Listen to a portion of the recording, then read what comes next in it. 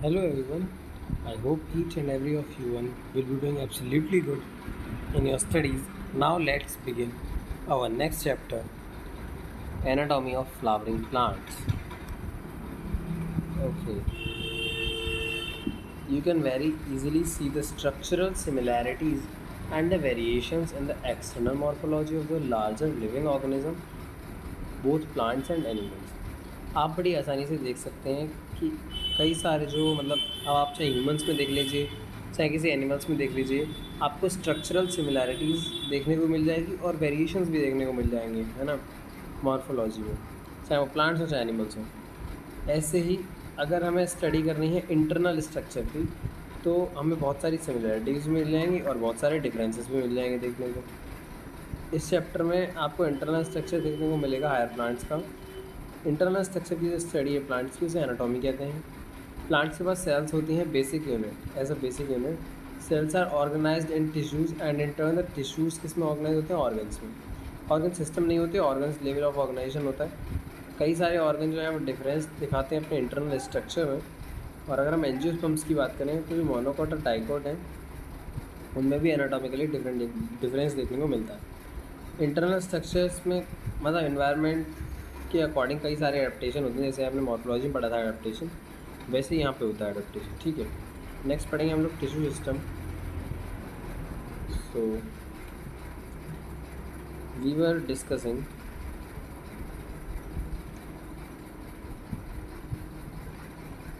Types of tissues based on the types of cell present. तो हम लोग जिस तरह की सेल प्रेजेंट होती हैं उसी टाइप के टिश्यूज़ हो जाते हैं, है ना। जैसे कि आपकी डिवाइडिंग है तो मेरिस्टेमेटिक है, डिवाइड नहीं कर रहे हैं तो परमानेंट टिश्यू हो जाते हैं। लेट अस नाउ कंसिडर कैसे जो टिश्यूज़ हैं वो डिपेंड करते हैं अपनी लोकेशन पर, मतलब जिस जगह पे प्रेजेंट है उस जगह के बेस पे उनको डिवाइड किया जाता है। उनका जो स्ट्रक्चर और फंक्शन है वो भी डिपेंड करेगा उनकी लोकेशन पे, है ना। अब मान लीजिए वो रूट और शूट टिप पे है तो मेरिस्टेमेटिक होगा, गर्थ में प्रेजेंट है तो वो क्या होगा, सेकेंडरी ग्रोथ का आएगा। Basis of their structure and location, उनके स्ट्रक्चर और उनकी लोकेशन की बेस पे, है ना। एक तो उनका देखा बाहर से कैसे दिख रहा है और वो किस जगह प्रेजेंट है। तीन टाइप के टिश्यू सिस्टम होते हैं। पहला है एपिडर्मल टिश्यू सिस्टम, दूसरा ग्राउंड या फंडामेंटल टिश्यू सिस्टम। अपना ऐसे क्वेश्चन पूछ लिया जाएगा, फंडामेंटल टिश्यू सिस्टम में बताओ कि क्या क्या होता है या फिर अरेंजमेंट कैसा कैसा होता है। तो अगर आपको ग्राउंड टिश्यू सिस्टम कहा जाता है तो आप बता देते हैं ना, आगे पढ़ेंगे भी कॉर्टेक्स में ना, उसमें कई सारे पैरेन्काइमटस फिर लेयर्स आती हैं, लास्ट में एंडोडर्मिस होती है, तो ये सब ग्राउंड टिश्यू में आते हैं। तो ग्राउंड टिश्यू को हम लोग फंडामेंटल टिश्यू सिस्टम कहते हैं, है ना। और उसके बाद आता है वेस्कुलर या कंडक्टिंग टिश्यू सिस्टम आ जाता है। तो तीन होते हैं हमारे पास, epidermal system, ground tissue system और वेस्कुलर सिस्टम, है ना। ये किसके बेस पे है, स्ट्रक्चर के और लोकेशन की बेस पे। अब एपिडर्मल टिश्यू सिस्टम सबसे पहले देखेंगे, है ना। तो epidermal tissue system forms the outer, सबसे पहले सबसे ऊपर जो लेयर है वो एपिडर्मिस की होती है, एंड कंप्राइज एपिडर्मल सेल्स, उसमें स्टोमेटा भी होते हैं। एपिडर्मल अपेंडेज जैसे कि ट्राइकोम्स भी आपको को देखने को मिल जाएंगे एपिडर्मिस के अंदर। एपिडर्मिस सबसे बाहर वाली लेयर होती है प्राइमरी प्लांट बॉडी की, और ये बनी किसकी होती है, कम्पैक्टली पैक्ड आपकी पैरेन्काइमटस सेल्स होती हैं, है ना। पैरेन्काइमटस एपिडर्मल सेल्स होती हैं, अरेंज सेल्स जो कंटिन्यूस लेयर बनाते हैं, है ना। Epidermis is usually single layered, मतलब जहाँ तक कहता है आपको कंपाउंड एपिथेलियम नहीं है, मतलब सिंगल लेयर्ड एपिडर्मल सेल्स मिलेंगी।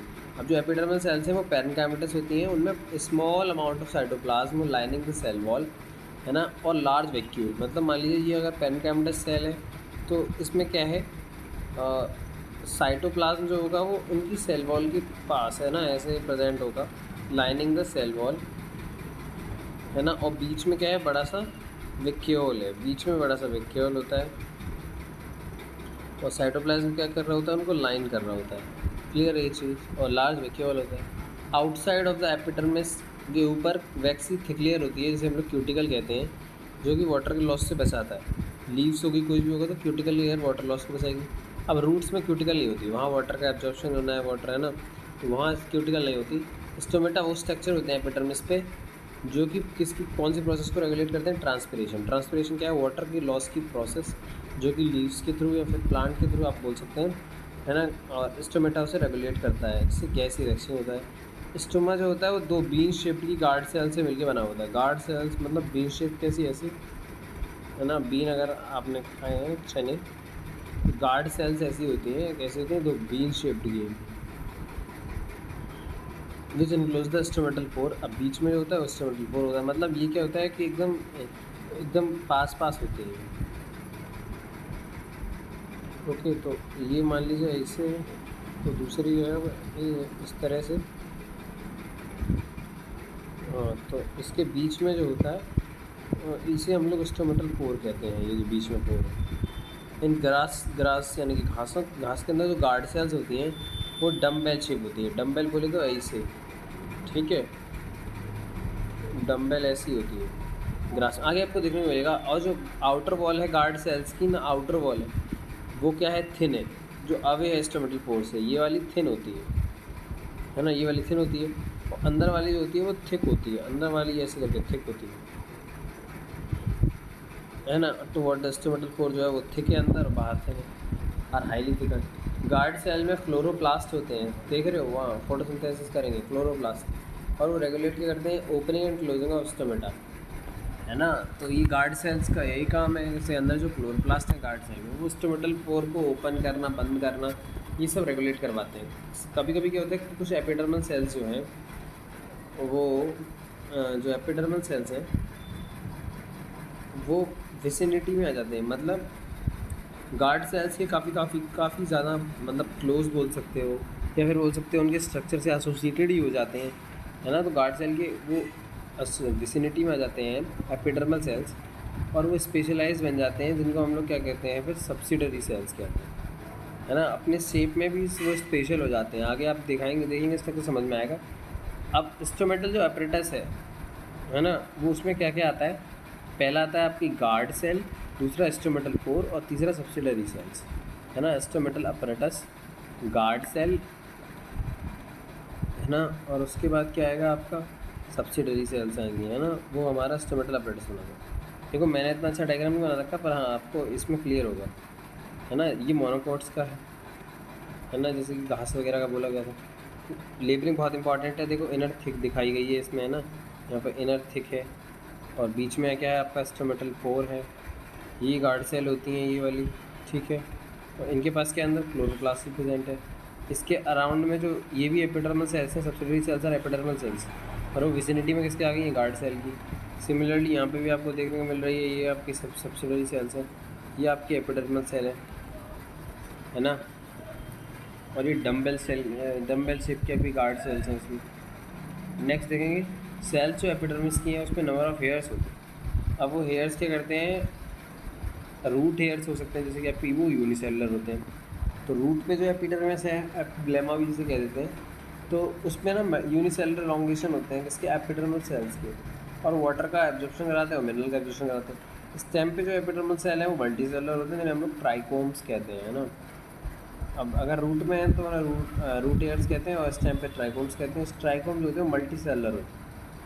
और वो भाई साहब इसके बारे में कहीं मुझे तो लगता है वेरी इजी, अगर क्वेश्चन बनाना है तो यहीं से बना सकते हैं। ब्रांच भी हो सकते हैं, अनब्रांच भी हो सकते हैं, सॉफ्ट भी हो सकते हैं, स्टिफ भी हो सकते हैं, और सेक्रेटरी हो सकते हैं। ब्रांच भी हो सकते हैं, अनब्रांच, है ना, सॉफ्ट भी हो सकते हैं, स्टिफ, सेक्रेटरी भी हो सकते हैं। अच्छा, उनका मेन काम क्या है क्यों, है ना, प्लांट की बॉडी में वो क्या करते हैं, वाटर लॉस को बचाते हैं ड्यू टू ट्रांसपिरेशन से। मतलब ट्रांसपिरेशन की प्रोसेस में वाटर लॉस हो रहा होता है, तो इनका काम होता है रूट हेयर्स का कि वाटर को लॉस ना होने दें, कवर कर लें स्टोमेटास को, और वो उसको वाटर को लॉस ना होने दें। और ये जो है सिक्रेटरी भी हो सकते हैं, मतलब कुछ सिक्रेट भी कर सकते हैं, ठीक है। अब ग्राउंड टिश्यू सिस्टम में क्या कहता है, जो ग्राउंड टिश्यू सिस्टम होता है ना, उसमें ना सब कुछ एपिडर्मिस और वेस्कुलर बंडल को छोड़ दो, वेस्कुलर बंडल और एपिडर्मिस को छोड़ दो, बाकी जितना भी पार्ट है एपिडर्मिस का और मतलब एपिडर्मिस और वेस्कुलर टिश्यू को छोड़ दे, वो सब ग्राउंड टिश्यू में आता है। इसमें सिंपल टिश्यू जैसे कि पेरेन्काइमा, कॉलिनकाइमा, स्क्लेरेन्काइमा। पेरेन्काइमा की जो सेल्स हैं वो कॉर्टेक्स रीजन में पाई जाएंगी। अब जो कॉर्टेक्स रीजन में है उसमें क्या क्या होती हैं, देखो पेरिसाइकिल पिथ मेडुलरी रे, ये सारी की सारी आपको स्टील में मिल जाएंगी, मतलब क्या है अंदर मिल जाएगी आपको एंडोडर्मिस की। और ये है ना। तो ये पूरा ही आपके ग्राउंड टिश्यू सिस्टम है, केवल हमने क्या छोड़ दिया है, एक तो वेस्कुलर बंडल और epidermis in the primary stems and root. Leaves के अंदर जो मीजोफिल सेल्स होती है ना, उसमें थिन वॉल्ड ग्राउंड टिश्यू जिसमें थिन वॉल्ड क्लोरोप्लास्ट होता है, वो मीजोफिल्स होती है। तो मीजोफिल सेल्स का काम क्या है? मीजोफिल सेल्स का काम आप सभी जानते हो, क्लोरोप्लास्ट होता है काफ़ी विगरसली, मतलब काफ़ी लार्ज नंबर में, और उसमें क्या होता है, फोटोसिंथेसिस होती है। तो ये भी ग्राउंड टिश्यू सिस्टम लीफ के जो होते हैं उनमें आपके मीजोफिल सेल्स होते हैं, दे आर ऑल्सो पैरेन्काइमेटस। आ जाओ वेस्कुलर टिश्यू सिस्टम पढ़ लेते हैं, है ना। हम लोगों ने एपिडर्मिस को थोड़ा सा लिया, तो हम लोग ग्राउंड टिश्यू देखा, अब हम लोग क्या पढ़ेंगे, वेस्कुलर टिश्यू पढ़ेंगे, है ना। तो वेस्कुलर टिश्यू सिस्टम क्या कहता है हमसे? वेस्कुलर टिश्यू सिस्टम ये कहता है कि जो वेस्कुलर टिश्यू सिस्टम है उसको कॉम्प्लेक्स टिश्यू होते हैं, जैसे कि फ्लोएम और जाइलम। जाइलम और फ्लोएम टुगेदर मिलके क्या बनाते हैं, वेस्कुलर बंडल बनाते हैं, ठीक है। डाइकॉट में जो स्टेम है उनमें बीच में कैम्बियम प्रेजेंट होती है, जो कि इस कैम्बियम की होती है एक ऐसी, मतलब आप मान लीजिए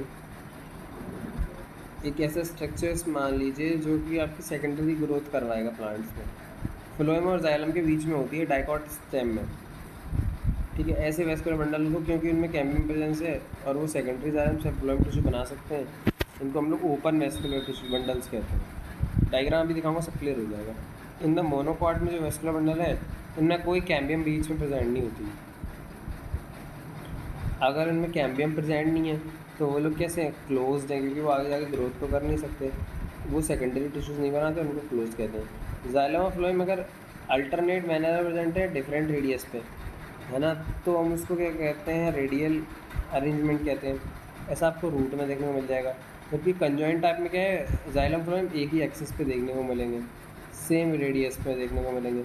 अब जो सेम रेडियस पे उसको कंजॉइंट बोल रहे हैं, समझ रहे हो, और जो अलग अलग रेडियस पे उनको रेडियल बोल रहे हैं, समझ रहे हो। ये अभी मैं दिखा दूंगा डायग्राम। ऐसे जो वेस्कुलर बंडल्स हैं वो कॉमन होते हैं स्टेम्स में और लीव्स में, है ना। केवल रूट में जो है वो रेडियल मिल रहे हैं, बाकी अगर आप देखें कंजॉइंट आपको स्टेम में भी मिलेंगे और लीव्स में भी मिलेंगे। कंजॉइंट वेस्कुलर बंडल यूजुअली है phloem located on the outer side of the xylem. अब जो कंजॉइंट होते हैं उसमें क्या होता है कि जो फाइलम है वो, तो सॉरी फाइलम कह रहा हूँ, फ्लोएम जो है वो बाहर साइड पे होते हैं, फ्लोएम मान लीजिए, और जाइलम क्या होते हैं, अंदर होते हैं। मान लीजिए इस प्रकार से इधर का पार्ट मान लीजिए ये अंदर का पार्ट है और ये प्लांट में बाहर का पार्ट है, तो जाइलम जो है वो अंदर की साइड होगा और फ्लोएम जो है वो बाहर की साइड होगा। अब मैं आपको ये इमेजेस, इससे सब कुछ क्लियर हो जाएगा। जो डायग्राम साइड में दे रखे हैं, है ना, ओपन क्लोज सब कुछ। देखो सबसे पहला जो डायग्राम दे रखा है वो आपको दे रखा है किसका, रेडियल का। क्यों? क्योंकि इसमें ना अलग अलग रेडियस पे आपका जाइलम अलग रेडियस पे प्रेजेंट है, जाइलम इस पे है, इस पे है, इस पे है, इस पे है, और वहीं पे आप फ्लोएम देखेंगे तो वो अलग रेडियस पे प्रेजेंट है आपका फ्लोएम, है ना। तो ये कैसा है आपका रेडियल, ये किसमें देखने को मिलेगा, रूट में।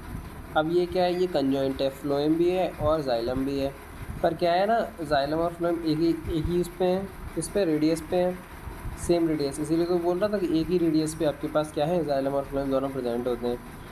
और इसमें क्या है बीच में, लेकिन आप देख सकते हो बीच में कोई कैम्बियम प्रेजेंट नहीं है। इस जगह अगर कैम्बियम प्रेजेंट नहीं है तो ये ओपन है कि क्लोज है, तो ये क्लोज है, ठीक है, क्योंकि इसमें आगे जाके ग्रोथ नहीं हो सकती। यहाँ पे बीच में आपकी कैम्बियम प्रेजेंट है, ये फ्लोएम ऊपर ही होगा हमेशा, जाइलम होगा, कंजॉइंट वाला में फ्लोएम ऊपर होगा, कैम्बियम बीच में प्रेजेंट है तो सेकेंडरी ग्रोथ हो सकती है, ठीक है। तो आपको पता है ये कंजॉइंट ओपन है, और आप देख सकते हैं डायग्राम खुद से देखेंगे तो अच्छा लगेगा। नेक्स्ट पढ़ेंगे anatomy of dicot and monocot plants की, आप लोग पूरी एनाटॉमी पढ़ेंगे, ठीक है। फॉर बेटर अंडरस्टैंडिंग ऑर्गेनाइजेशन देखना पड़ेगा हमको, तो हम ट्रांसवर्स सेक्शन देखेंगे मैच्योर पार्ट्स के। डाइकॉट जो रूट होती है उसका आगे हम फिगर देखेंगे, ट्रांसवर्स सेक्शन सनफ्लावर रूट की देखने को मिलेगा। आउटर मोस्ट लेयर जो होती है रूट में, आपको पता है एपिडर्मिस का एपिब्लेमा भी कहते हैं। सेल जो होती हैं वो रूट हेयर्स बना लेती हैं, और कॉर्टेक्स में क्या होती हैं, थिन वॉल्ड पेरिकाइमेटस सेल्स होती हैं।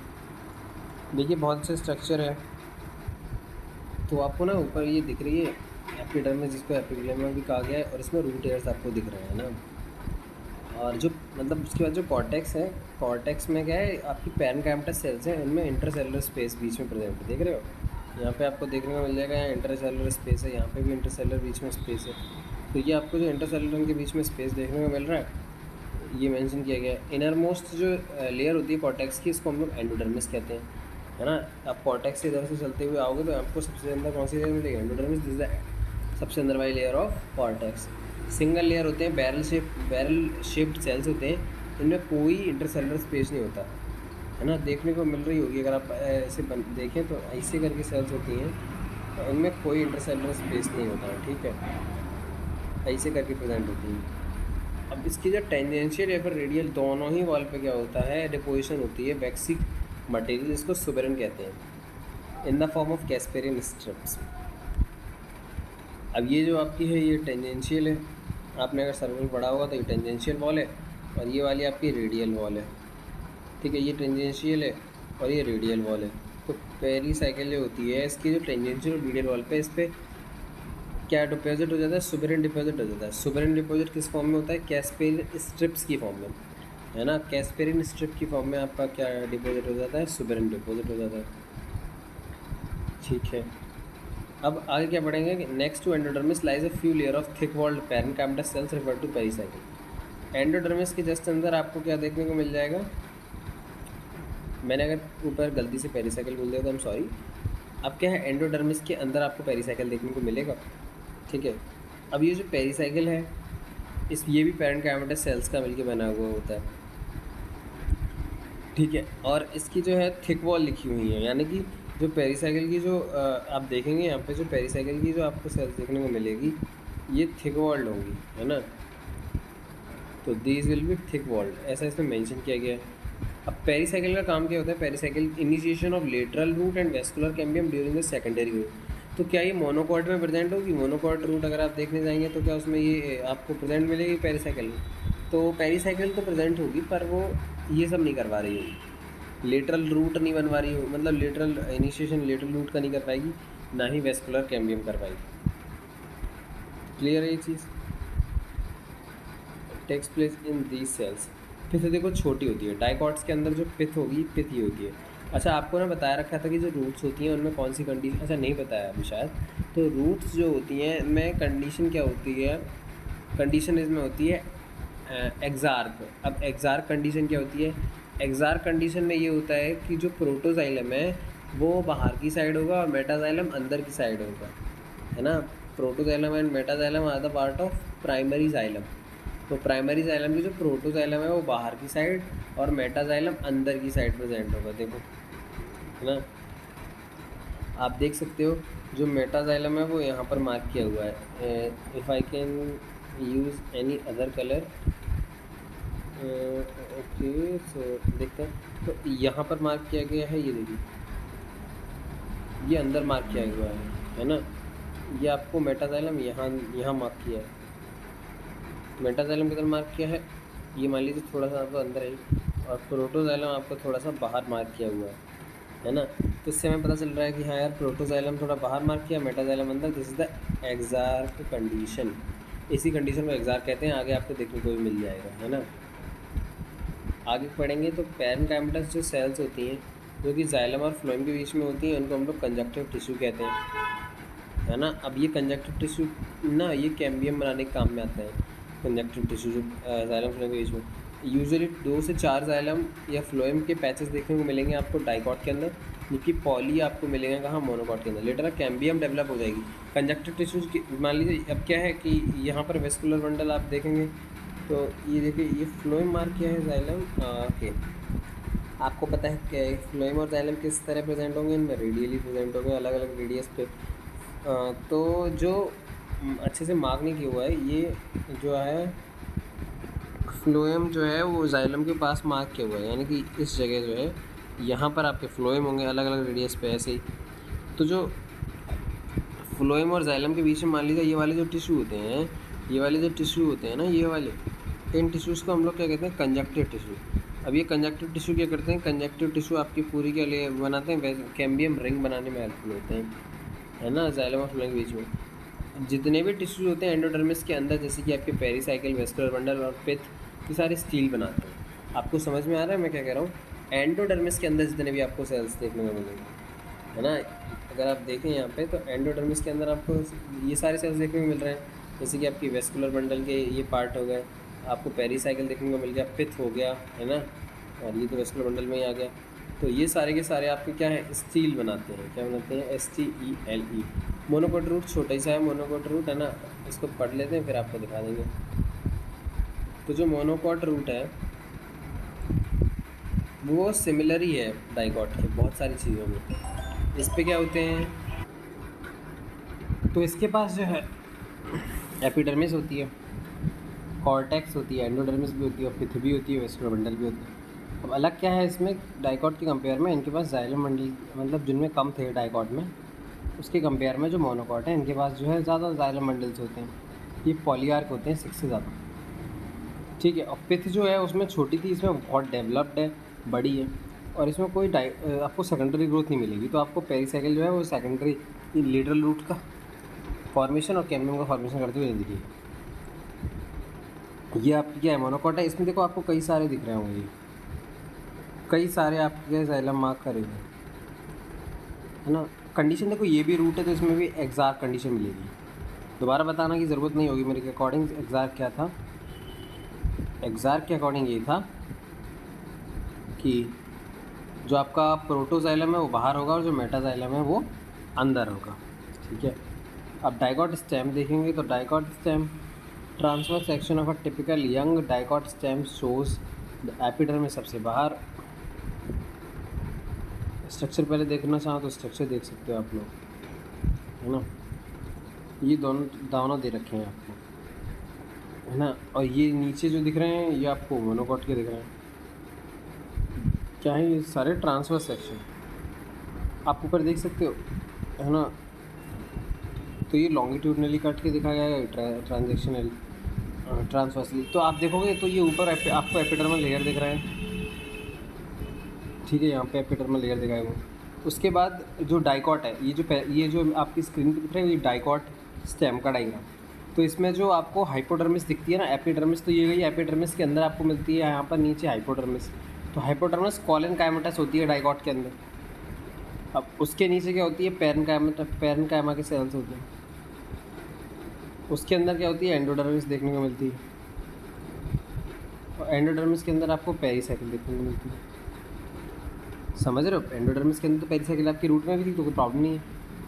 उसके बाद यहाँ पे जो कंडीशन होती है वो कंजॉइंट होती है, मतलब फ्लोएम और जाइलम एक ही रेडियस में प्रेजेंट होती है। और यहाँ पे आपकी कैम्बियम भी प्रेजेंट है जाइलम और फ्लोएम के बीच में। मान लो ये फ्लोएम है, कैम्बियम है, और उसके बाद क्या है आपके जाइलम और जाइलम।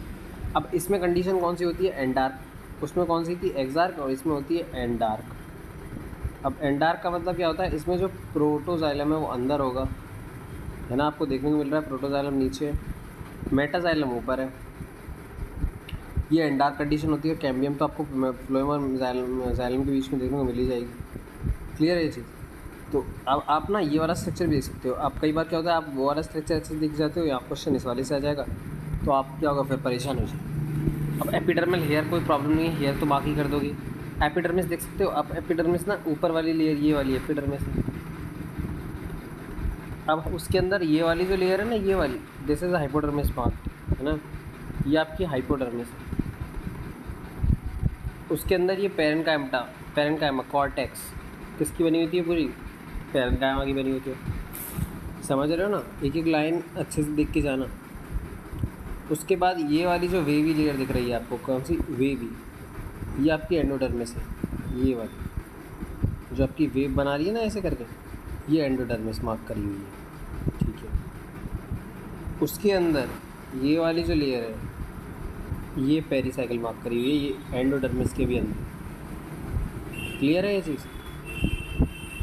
उसके बाद आपके वेस्कुलर टिश्यू मार्क करे हुए हैं, ये आपको पता ही, आपके कैम्बियम है के बीच में ये वेस्कुलर टिश्यूज़ है। ये वाली लेयर तो ये है ना, ये आपके वेस्कुलर बंडल है। इनके बीच में आपको मेडुलरी रे देखने को मिल जाएगी, वो भी पैरेन्काइमा के सेल्स होते हैं, वो उनको हम लोग क्या कहते हैं, मेडुलरी रे कहते हैं,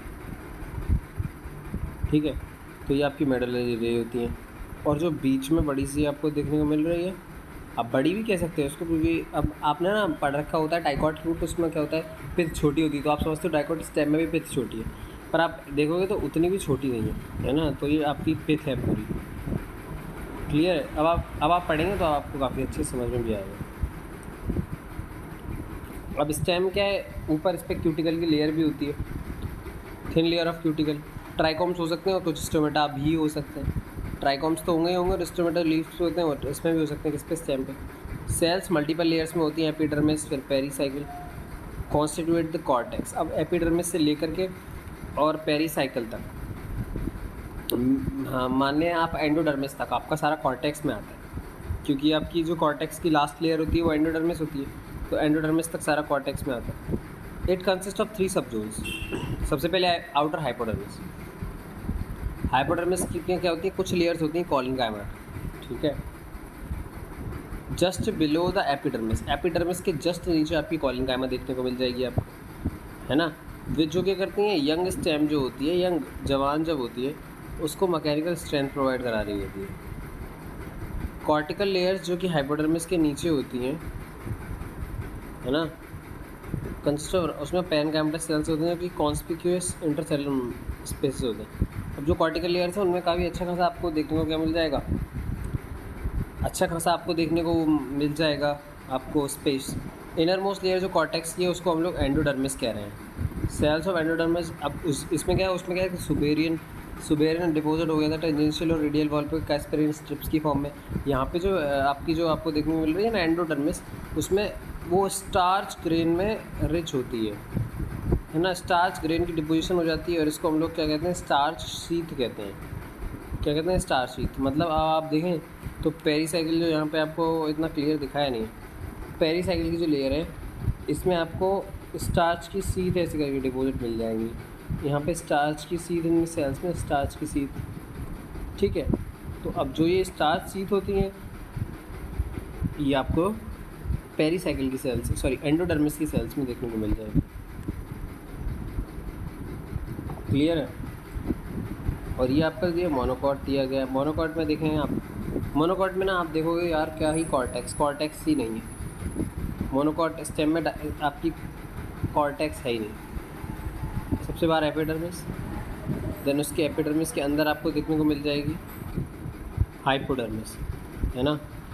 उसके बाद ये आपके देखो, ये आपके वेस्कुलर बंडल्स हैं जो स्कैटर्ड हैं पूरे में। बाहर की तरफ जो है वो छोटे छोटे हैं और बीच में बड़े बड़े। समझ में आ रहा है? बाहर तो आपके छोटे छोटे वेस्कुलर बंडल हैं, बीच में बड़े। अब जो ग्राउंड टिश्यू है वो पूरा ही ग्राउंड टिश्यू मतलब कॉर्टेक्स में डिवाइडेड नहीं है, ऐसे ही बिखरा हुआ है। और ये वाला डायग्राम भी आप देख सकते हो ऐसे ही। ये एपिडर्मिस है सबसे ऊपर, उसके नीचे हाइपोडर्मिस, इसकी स्क्लेरेन्काइमटस हाइपोडर्मिस होती है, ठीक है। और ये आपको दिख ही रहा होगा ये वेस्कुलर बंडल, है ना। और इसी यही आपका पूरा ग्राउंड टिश्यू है, डिवाइडेड नहीं है अच्छे से, पर हाँ यही आपका पूरा। अब आप पढ़ सकते हो आगे। अच्छा, ये डाइकॉट स्टेम की बातें रह गई हैं ना। Present on the inner side of endodermis pericycle, ये थी जो इस पर स्टार्च शीट डिपोजिट हो गई थी। Above the phloem in the form of semilunar patches of sclerenchyma. बहुत इंपॉर्टेंट बात क्या है कि जो आपकी पेरीसाइकिल की जो लेयर आपको देखने को मिली थी, है ना, मतलब जो पेरीसाइकिल की लेयर थी वो आपको एंडोडर्मिस के अंदर जो देखने को मिल रही थी ना। स्टार्च शीट किस पे डिपोजिट थी आपकी? वो तो एंडोडर्मिस पे, देख रहे हो, एंडोडर्मिस पे जो थी वो आपकी स्टार्च शीट डिपोजिट थी, स्टार्च ग्रेन्स, ठीक है। लेकिन जो पेरीसाइकिल है, उस पेरीसाइकिल में क्या है आपका, पेरीसाइकिल में आपको जो एंडोडर्मिस के अंदर है और जो फ्लोएम के ऊपर, वो आपकी स्क्लेरेन्काइमा की बनी होती है ना। और वेस्कुलर बंडल्स के बीच में कुछ लेयर्स होती हैं पैरेन्काइमटस सेल्स की जो कि मेडुलरी रे बनाती है। अब इससे मतलब क्या है, आपको डायग्राम में आगे देखेंगे तो बता दूंगा। A large number of vascular bundle are arranged in a ring. अब रिंग में प्रेजेंट होते हैं डाइकॉट्स के अंदर। आपने देखा अभी मोनोकॉट में तो पूरे में स्कैटर्ड थे, पर डाइकॉट्स के अंदर एक रिंग में प्रेजेंट होते हैं वेस्कुलर बंडल, है ना।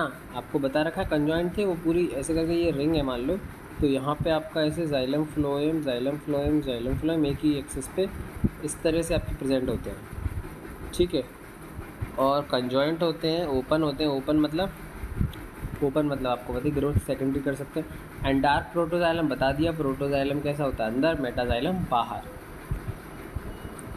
है ना। और large number of rounded parenchymatous cells जो हैं, अब आपकी जो पैरेन्काइमटस सेल्स हैं उनमें इंटरसेलुलर स्पेस है ही, और जो पिथ जो है वहाँ पे तो आपको पता ही है, सेंट्रल पोर्शन में पिथ जो है काफ़ी अच्छी खासी है, मतलब ठीक है, ठीक ठाक पिथ है स्टेम में डाइकॉट की भी।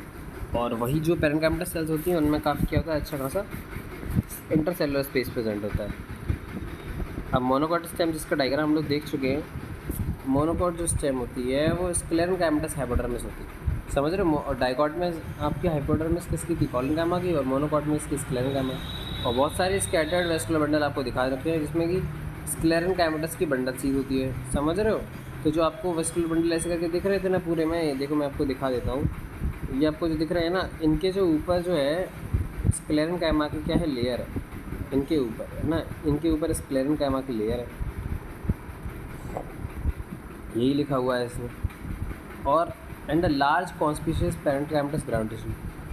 अब पेरेन्काइम पिथ जो होती है इनमें वो तो है नहीं क्योंकि होगी नहीं, तो पेरेन्काइमेटस की सेल से काफ़ी दूर दूर प्रेजेंट होती हैं, इसलिए लार्ज कॉन्स्पिशियस होती हैं।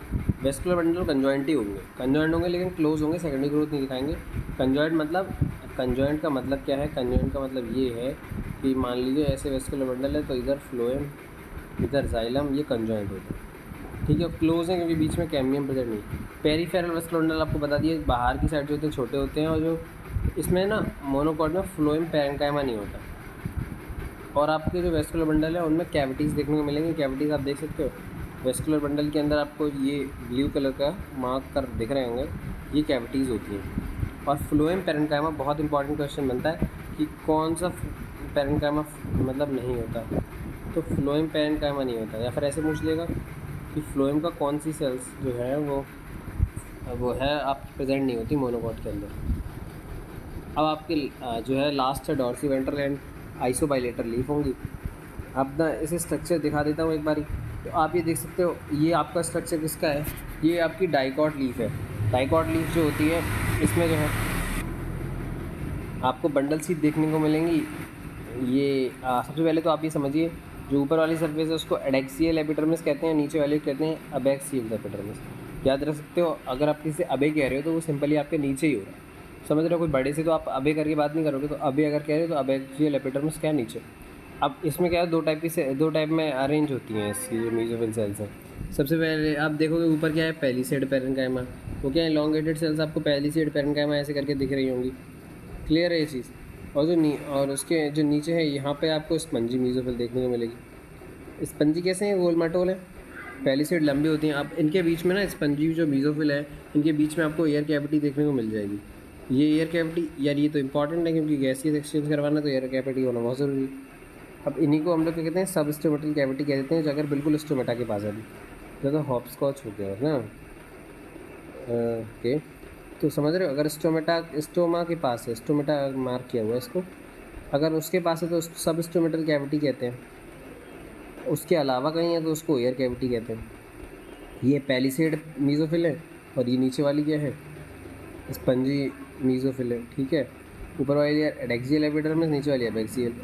अब ये जो वेस्कुलर बंडल को क्लियर कवर करे हुए हैं, इनको हम लोग क्या कह रहे हैं, बंडल शीथ कह रहे हैं, है ना। और इसके बाद ये आपको जाइलम देखने को मिलेगा और फ्लोएम देखने को मिलेगा। ये कंजॉइंट जो है वो आपको कंजॉइंट इसी देखने को मिलेगा, जाइलम और फ्लोएम एक ही एक्सेस पे प्रेजेंट मिलेंगे, ठीक है। अब इसके नीचे जो है आपकी वो क्या है, मोनोकॉट की लीफ है। मोनोकॉट की लीफ में ऐसा कुछ नहीं है, पूरी स्पंजी होती हैं, पैन जो मेसोफिल सेल्स होती हैं, है ना। ऊपर वाली लेयर यहाँ पे भी एडेक्सियल एपिडर्मिस है, नीचे वाली यहाँ पर भी एबैक्सियल एपिडर्मिस है, इसको हम लोग स्टोमा कह ही रहे हैं। और ये आपका फ्लोएम मार्क किया हुआ है ना। ये जो है आपका जाइलम मार्क किया हुआ है, ठीक है। मेसोफिल सेल्स आपकी दिखाई गई हैं, और ये आपकी सब स्टोमेटल कैविटी है ना, एयर कैविटी नहीं है, सब स्टोमेटल है क्योंकि ये स्टोमा के पास दिखाई हुए हैं आपको। यहाँ पर बुल्लीफॉर्म सेल्स होती हैं, कुछ सेल्स जैसे कि ये आपको दिख रही हैं, ये आपको बुल्लीफॉर्म सेल्स के बारे में पढ़ने को मिल जाएगा आगे। तो हम लोग देखते हैं डॉर्सी वेंट्रल या डाइकॉट लीफ में क्या लिखा है। वर्टिकल सेक्शन डी जो इसका है उसमें 3 आपको ज़्यादा दिखेंगे। पहला एपिडर्मिस ऊपर दिखेगा, फिर मेसोफिल और वेस्कुलर सिस्टम। एपिडर्मिस दोनों तरफ होती है, एडेक्सियल पे भी जो कैसे ऊपर है, अबैक्सियल लोअर है, और में कॉन्स्पिशियस क्यूटिकल की तो लाइनिंग होगी। अब जो अबैक्सियल है उसमें नीचे वाली जो है उसमें ज़्यादा स्टोमेटा होते हैं कंपेरिजन टू ऊपर वाली। लेटर वाली जो नीचे वाली ऊपर वाली जो है एडेक्सियल, उसमें हो सकता है स्टोमेटा हो ही बिना। टिश्यू जो कि अपर और लोअर एपिडर्मिस के बीच में वो मीजोफिल होते हैं। मीजोफिल में क्या होता है, क्लोरोप्लास्ट होते हैं मीजोफिल सेल्स में। क्लोरोप्लास्ट होते हैं फोटोसिंथेसिस कैरी आउट करते हैं। वो दो टाइप की पेरेन्काइमा के बने हुए होते हैं, पैलिसेड पेरेन्काइमा और स्पंजी पेरेन्काइमा। समझ रहे हो, इन मीजोफिल सेल्स जो है मीजोफिल सेल्स ये दो टाइप के, पैलिसेड और spongy, in the dicot not in the monocot. ठीक है। एडेक्सियली जो आपको ऊपर देखने को मिल रही थी वो आपकी पैलिसेड थी, जो कि लॉन्गेटेड सेल्स थी, जो कि अरेंज कैसी थी, वर्टिकली अरेंज थी और पैरेलल थी। और नीचे जो आपको ओवल शेप की, राउंड शेप की दिख रही थी वो स्पंजी पेरेन्काइमा आती हैं, और जो अबैक्सियल साइड थी extend to the lower epidermis. Numerous large space और एयर कैविटी आपको देखने को मिल जाएगा। ऑफकोर्स स्पंजी के बीच में तो आपने देखा भी था, एयर कैविटी देखने को मिल रही थी। Vascular system include vascular bundles, अब जो आपको वीन्स और मिडरेप के बीच में मिल जाएगा। जैसे कि आपकी ना ये होती है डाइकॉटली, इसमें आपको ऐसा रेटिकुलेट वेनेशन देखने को मिलता है ना। मान लीजिए ऐसे करके जितनी आपकी लीव्स होती हैं इनमें आपको नेटवर्क देखने को मिलता है। ठीक है, ये होती है आपकी। तो वो क्या कह रहा है, size of vascular bundle dependent on the size of the veins. अब जैसा वेन का साइज़ वैसा वेस्कुलर बंडल। मान लीजिए अब वेन कोई आपकी बहुत मोटी हो गई, वीन मतलब कोई वीन होगी तो इसमें जो वेस्कुलर बंडल होगा वो भी मोटा हो जाएगा। अब कोई पतली है तो उसमें पतला वेस्कुलर बंडल होगा। तो this is the difference. Veins जो है वो थिकनेस में वेरी करती हैं डाइकॉट लीव्स में। सारे वेन्स की एक जैसी थिकनेस तो नहीं होगी, तो वेस्कुलर बंडल का भी साइज़ अलग अलग होता है। अब जो मिडरेब है, अब मिडरेब वाली अगर आप देखने जाओगे ना, मिडरेब वाला वेस्कुलर बंडल, तो ऑब्वियसली जितनी भी वेन्स होती हैं उनसे मोटी तो मिडरेब होती है। तो जो मिडरेब होती है, मिडरेब पे जो वेस्कुलर बंडल होंगे वो बहुत ही ज़्यादा थिक होंगे। वेस्कुलर बंडल पे बंडल शीथ सेल्स होंगी ऑफकोर्स, है ना। और जाइलम फ्लोएम का आपको देख ही चुके। आइसोबाइलेटरल लीफ देखेंगे आगे।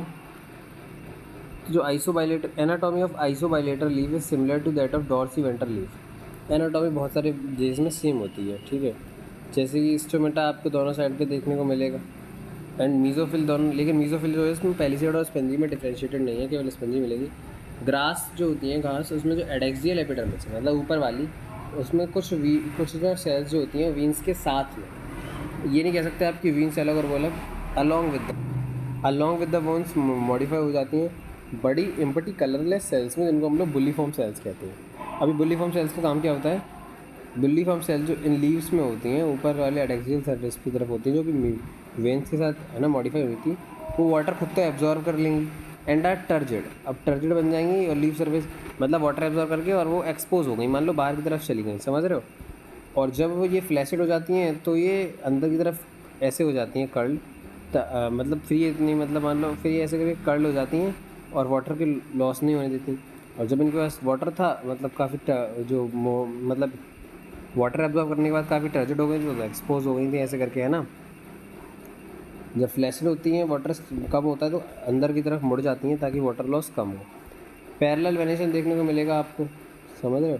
तो इनमें जो है वेस्कुलर बंडल का साइज़ जो है वो लगभग सेम हो जाता है। तो दैट्स इट। तो I have decided to complete the tissues in the last because it is not included in new NCERT, है ना। तो वो एक्सक्लूडेड है न्यू NCERT से, तो I have decided to complete it in the last. तो tissues जो होते हैं वो ग्रुप ऑफ सेल्स होते हैं जिनका ओरिजिन तो कॉमन है, मतलब वो उसी एक ही अगर कोई जगह है, टिश्यूज़ के जितने भी सेल्स हैं वो सारी एक ही जगह से ओरिजिन हो रहे हैं, और यूजुअली क्या कर रहे होंगे, कॉमन ही फंक्शन परफॉर्म करते हैं। अब वो फंक्शन अलग अलग भी हो सकते हैं, ठीक है, फंक्शन अलग अलग भी हो सकते हैं, लेकिन यूजुअली ये कॉमन फंक्शन होता है और कॉमन ओरिजिन होता है। प्लांट जो है वो डिफरेंट काइंड के टिश्यूज से मिलकर बना हुआ है। टिश्यू दो टाइप के, दो ग्रुप में बटे हुए होते हैं, एक होता है मेरिस्टेमेटिक, एक परमानेंट। किस पे कि अभी ये मेरिस्टेमेटिक परमानेंट किस बेस पे डिवाइड किया है, हम लोगों ने पहले पढ़े थे कि जो टिश्यूज़ हैं उनको हम लोग लोकेशन के और उनके स्ट्रक्चर के बेस पे डिवाइड कर चुके हैं। अब इस बार क्या किया हम लोगों ने, उनको कि डिवाइड कर सकते हैं या नहीं कर सकते, है ना, डिवाइडिंग है या नहीं उसके बेस पे डिवाइड कर दिया। अब जो नेक्स्ट है दैट इज़ मेरिस्टेमेटिक टिश्यूज़। तो जो ग्रोथ होती है प्लांट में वो कुछ ही रीजंस में होती है, एक्टिव सेल डिवीज़न जहाँ पे होता है ना। ऐसा नहीं है कि प्लांट के सारे पार्ट्स ग्रो करते हैं, कुछ वही रीज़न ग्रो करते हैं और आपकी क्या है स्पेसिफिक है। Plants have different kinds of meristem. Meristem जो कि आपके रूट और शूट की टिप पे होते हैं, जो ये प्राइमरी टिश्यू बनाते हैं, उनको हम लोग एपिकल मेरिस्टेम कह रहे होते हैं ना। These are the important diagrams, अगर आप चाहो तो मैं दिखा देता हूँ। This is the central cylinder, है ना, और इसके बाहर जो ये वाला पोर्शन है दिस इज़ कॉर्टेक्स, क्लियर है। तो ये वाला पार्ट आपका, ये पूरा ही आपका कॉर्टेक्स है ना। सबसे अंदर वाला आपका क्या था, आपका सिलेंडर, सेंट्रल सिलेंडर था। उसके बाहर आपको कॉर्टेक्स के बाहर दिखता है प्रोटोडर्म, है ना। उसके बाद इनिशियल्स आपको देखने को मिलते हैं सेंट्रल सिलेंडर। मतलब आप देख सकते हो बिल्कुल जो है आपका रूट कैप के ऊपर, है ना, और मेरिस्टेमेटिक इधर मेरिस्टेमेटिक जो है रूट एपिकल उसके ऊपर। तो यहाँ पे जो आपका रूट कैप के जो इनिशियल्स हैं उसके ऊपर, और यहाँ जो आपकी रूट मेरिस्टेम है इसके ऊपर से, तो इन दोनों के बीच में आपको सेंट्रल सिलेंडर का क्या देखेंगे, इनिशिएशन देखने को मिलता है इससे। क्लियर है? ओके। अब ये आपका पूरा ये इनिशियल था, ये रूट कैप है पूरा प्रॉपर, और ये प्रोटोडर्म आपको दिख रहा है, ये आपको सेंट्रल सिलेंडर है, ये आपका कॉर्टेक्स है, और ये आपको प्रोटोडर्म देखने को मिल रहा है। क्लियर है? अब इधर आ जाइए साइड में।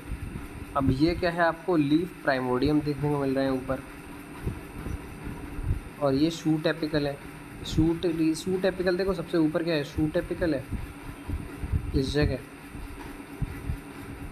और इसके नीचे आपको मेरिस्टेमेटिक रीजन दिख रहा है। समझ रहे हो? ये आपको मेरिस्टेमेटिक जोन है। ये जो बर्ड दिख रही है आपको, ये वाली bird, this is axillary bud. Clear है? और ये क्या है, डिफरेंशिएटिंग वेस्कुलर टिश्यू। ये भी बात ठीक है। ठीक है, तो इतना याद रखेंगे। उसके बाद जो है हम लोग अपना नेक्स्ट पार्ट रीड करते हैं। ये क्या था भाई? अच्छा चलिए, ठीक है, क्लियर है। हम लोग आगे अपना पार्ट पढ़ते हैं। आगे क्या है, जो रूट एपिकल मेरिस्टेम होती है वो टिप होती है रूट की या शूट की, है ना, सबसे दूर पे जो होती है। अब आप चाहे रूट ले लो, वो सबसे ऊपर है, रूट नीचे, सबसे शूट ऊपर, तो सबसे डिस्टेंट मोस्ट रीजन है। During the formation of leaves, जब लीव बन रही होती है ना, याद रखना, इतनी बहुत इंपॉर्टेंट लाइन है, हो सकता है एग्जाम में पूछ ले डायरेक्टली। जब पत्ती बन रही होती है और स्टेम क्या होती है, लंबी हो रही होती है, पत्ती बन रही है, स्टेम लंबी हो रही होती है, तो कुछ सेल्स आपकी रह जाती हैं शूट एपिकल मेरिस्टेम में, जो कि एक्सिलरी बड बनाती हैं। अब आपके पास मान लीजिए ये शूट था, तो शूट के ऊपर क्या है, सबसे ऊपर आपकी शूट एपिकल मेरिस्टेम है। तो कुछ जो है आपकी वो तो लीव्स बना रही हैं, है ना, कुछ जो आपकी हैं वो तो लीव्स बना के दे रही हैं आपको, लीव्स बन गई। और कुछ जो आपकी ग्रो करने के बाद जो है कुछ आपकी एपिकल मेरिस्टेम रह जाती हैं, वो आपकी एक्सिलरी बड बना देती हैं। ये भी जो एक्सिलरी बड दिख रही हैं, ये भी अपने टाइम पे किसी टाइम पे एपिकल बड हो रही होंगी। समझ रहे हो? तो ये लिखा है कुछ सेल्स पीछे रह जाती हैं शूट एपिकल मेरिस्टेम से, और वो एक्सिलरी बड बना लेती हैं। ऐसी बड जो होती हैं वो लीव्स के एक्सिल में प्रेजेंट होती है। मतलब लीव्स का एक्सिल क्या होता है, ये वाला, ये वाला, मतलब आई एम सॉरी, ये तो मैंने आपको एक्सिलरी बड़ी दिखाई थी प्रॉपर। तो इसके कहने का मतलब क्या है, इसके कहने का मतलब ये है कि मान लीजिए ये अगर आपकी किसी स्टेम पे ये आपकी इस तरह से लीव आई हुई है, तो इस जगह जो आपके हैं यहाँ पर एक्सेल में एक्सिलरी बड प्रेजेंट होती है, और वो ब्रांच या फ्लावर बना सकती है। तो या तो अब ये जो है ये आगे जाके ब्रांच बना लेगी, और या जो है ये इसी जगह क्या बना लेंगे, फ्लावर बना लेंगे। क्लियर है? ये ब्रांच या फ्लावर बना सकते हैं एक्सिलरी रूट। द मेरिस्टेम जो कि मैच्योर टिश्यूज़ के बीच में होते हैं उन्हें इंटरकैलरी मेरिस्टेम कहते हैं। अब इससे मतलब क्या है, मैच्योर टिश्यू आप समझ रहे हो, मतलब मैच्योर जो डिवाइड करेंगे नहीं अब आगे जाके, नॉन डिवाइडिंग के बीच में आपकी इंटरकैलरी मेरिस्टेम बनती है।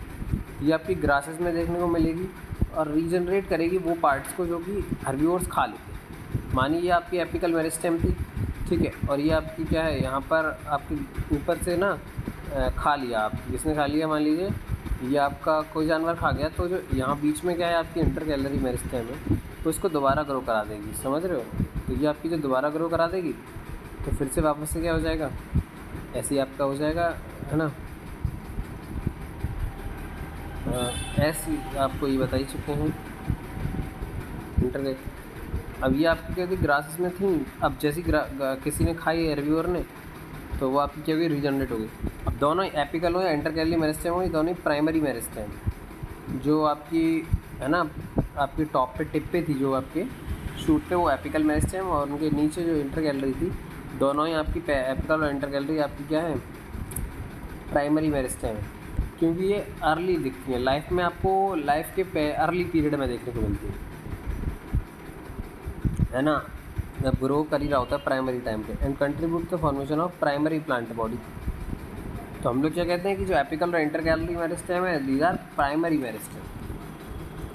मेरिस्टेम जो कि मैच्योर रीजन में देखने को मिलेगी बाद में, जिसमें shoots of many plant particularly जो कि वुडी एक्सेस बनाते हैं, और जो प्राइमरी मेरिस्टेम के बाद दिखते हैं उन्हें हम लोग सेकेंडरी या लेटरल मेरिस्टेम कहते हैं। समझ रहे हो? आपके जो मैच्योर रीजन्स हैं रूट के, जो आप डिवाइड नहीं करेंगे, या फिर शूट के, है ना, तो जो कि अब वुडी एक्सेस बनाने वाले हैं। समझ रहे हो? और अब ये जो सेकेंडरी मेरिस्टेम होता है ये लेटर दिखता है प्राइमरी मेरिस्टेम के बाद में। मान लीजिए यहाँ पर प्राइमरी मेरिस्टेम आपको दिख गया, फिर उसके काफ़ी बाद सेकेंडरी मेरिस्टेम दिखेगा। समझ रहे हो? This is the difference. अब ये जो आपकी सेकेंडरी मेरिस्टेम है ये सिलेंड्रिकल मेरिस्टेम्स होती हैं। Vascular cambium, interfascicular cambium and कॉक कैम्बियम, तीनों एग्जाम्पल याद रखने हैं। अगर सेकेंडरी ग्रोथ होती है अगर आपके सिलेबस में, तो हम लोग ये सब पढ़ते हैं। क्या होता है फेसिकुलर, क्या होता है इंटरफेसिकुलर, क्या होता है कॉक कैम्बियम। पर अभी याद रखो कि फेसिकुलर, इंटरफेसिकुलर, कॉक कैम्बियम तीनों आपके क्या हैं, सेकेंडरी या फिर लेटरल मेरिस्टेम को पार्ट मतलब टाइप, ये रिस्पॉन्सिबल होते हैं सेकेंडरी टिश्यू बनाने के। डिवीजन के बाद चाहे वो प्राइमरी हो चाहे सेकेंडरी। अब जो डिवाइड करके, तो उन्होंने क्या डिवाइड करके उन्होंने क्या कर दिया, डिवाइड करके वो भूल गए डिवाइड करना, तो उसको हम लोग क्या बना लेते हैं, वो क्या करते हैं, मतलब अपने डिवाइड करने की एबिलिटी को लॉस कर देते हैं और वो परमानेंट बन जाते हैं, है ना। इसको हम लोग परमानेंट या मैच्योर सेल्स कहते हैं। समझ गए? और during the formation of the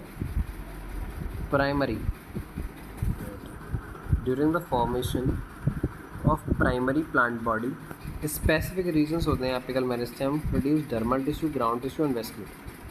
primary plant body जब बनती है तो कुछ ही रीज़न होते हैं। ऐसा नहीं कि पूरा प्लांट आपको एपिकल मेरिस्टेम दे रहा है, पूरे प्लांट में एपिकल बर्ड मिलेगी, पूरे प्लांट में मिलेगी, ऐसा नहीं। स्पेशल रीजंस होते हैं। Dermal tissue, ground tissue, vascular tissue सब मतलब फिक्स होता है कि ये आपको प्राइमरी टिश्यूज़ हैं, ये आपके सेकेंडरी, ठीक है।